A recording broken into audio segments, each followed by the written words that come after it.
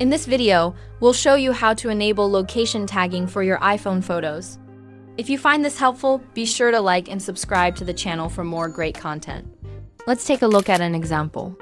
I just took a photo here, and if I tap on the image and click the I button at the bottom, you'll notice that it doesn't have any location data attached.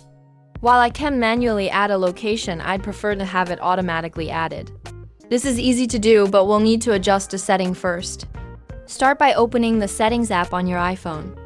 Scroll down until you find Privacy and Security and tap on it. From here, select Location Services at the top of the list. Make sure that Location Services is turned on. Next, find Camera in the list and select it. Set it to while using the app and enable Precise Location as well. Now, go back to the camera and take a new photo. When you check the photo again and tap the I button, you'll see that the location has been added automatically. That's all there is to it. Your photos will now include location data without needing to add it manually.